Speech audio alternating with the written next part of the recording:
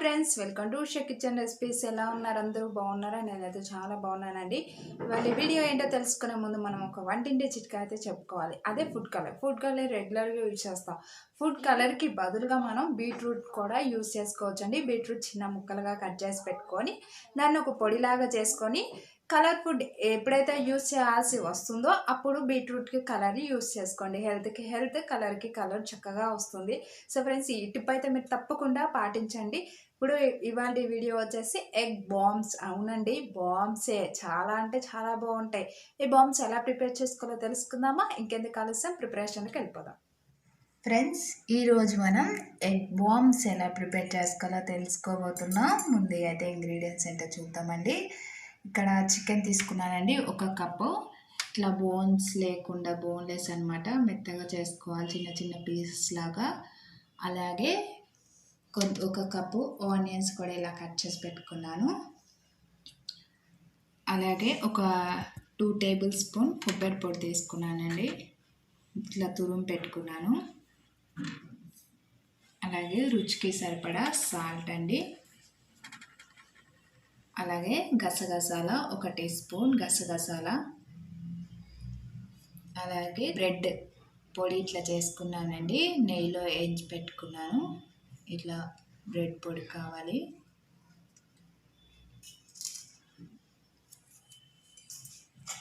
అలాగే ఇక్కడ నేను ఎగ్స్ 5 తీసుకున్నానండి. అలాగే మిర్చి ఒక 3 మిర్చి ఇట్లా కట్ చేసి పెట్టుకున్నాను. అలాగే రెడ్ దాల్చిన చెక్క, అలాగే యాలకులు. సో ఫ్రెండ్స్, ఇవి ఇంగ్రీడియంట్స్. కొత్తిమీర తీసుకున్నానండి, 1 కట్ట కొత్తిమీర. సో ఫ్రెండ్స్, ఇప్పుడైతే మనం మిక్సీ పట్టుకోవాలి, గ్రైండ్ చేసుకోవాలండి. ఇప్పుడు ఆనియన్స్ వేసుకున్నాను, అలాగే కొబ్బరి పొడి కూడా వేసుకోవాలి.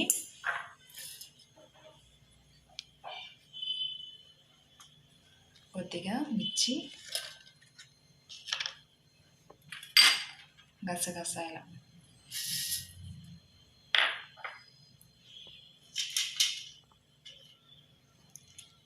దాల్చిన చెక్క, యాలకులు, దాల్చిన చెక్క, యాలకులు 2, అలాగే కొత్తిమీర. ఇప్పుడైతే వీటిని మనం కొద్దిగా పేస్ట్ లాగా గ్రైండ్ చేసేసుకోవాలి.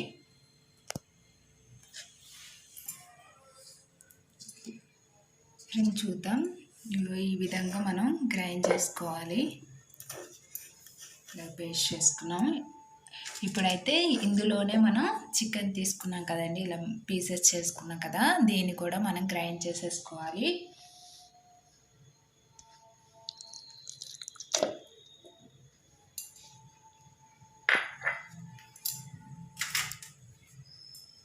అలాగే రుచికి సరిపడా సాల్ట్ని కూడా యాడ్ చేసుకుందాం.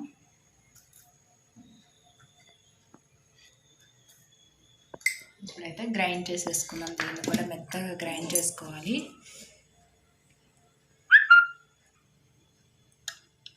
ఫ్రెండ్స్ చూడండి, మనం చికెన్ కూడా ఇలా మెత్తగా పేస్ట్ లాగా చేసేసుకున్నాం. ఇది స్టఫ్ అనమాట. చూడండి, చాలా చక్కగా వచ్చేసింది మనకు మెత్తగా. ఇప్పుడైతే మనం వేరొక ప్లేట్లోకి తీసేసుకుందాం.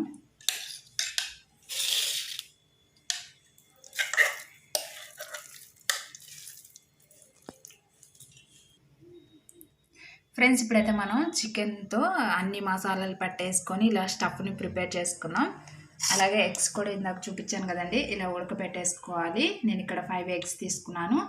అలాగే బ్రెడ్ కూడా ఇలా పొడి చేసుకున్నాను. ఇప్పుడైతే మనం ఈ ఎగ్ ఉంది కదండి, ఈ స్టఫ్లో ఫిల్ చేయాలి, కవర్ చేయాలి మొత్తం.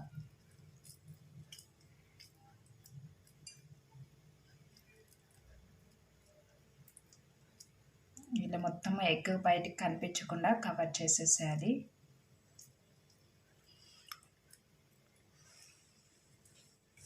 ఫ్రెండ్స్ చూడండి, ఇలా ఎగ్ కనిపించకుండా మనం కవర్ చేసుకోవాలి స్టఫ్తో.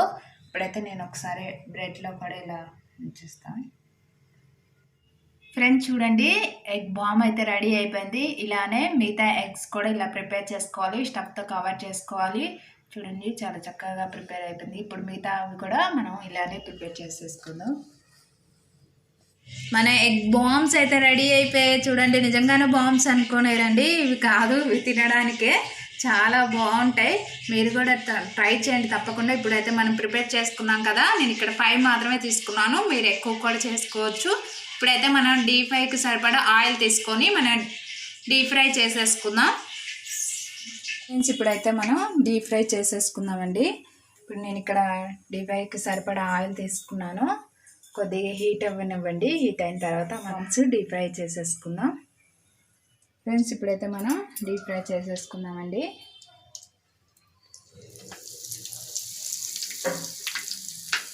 కొద్దిగా గోల్డెన్ కలర్ వచ్చేంత వరకు ఫ్రై చేసుకోవాలి. ఇలా గోల్డెన్ కలర్ వచ్చేసింది. ఇప్పుడైతే వేరొక ప్లేట్లోకి ట్రాన్స్ఫర్ చేసుకుందాం. ఎగ్ బాంబ్ అయితే రెడీ అయిపోయింది. అలానే మిగతా ఎగ్స్ కూడా ఇలానే ప్రిపేర్ చేసేసుకుందాం ఫ్రెండ్స్. చూడండి, చూస్తుంటేనే చాలా బాగున్నాయి కదండి. ఎగ్ బాంబ్స్ అయితే రెడీ అయిపోయాయి. చాలా అంటే చాలా బాగుంటాయి. మీరు కూడా తప్పనిసరిగా ట్రై చేయండి.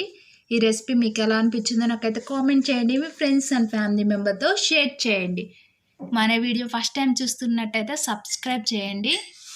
Thank you for watching this video.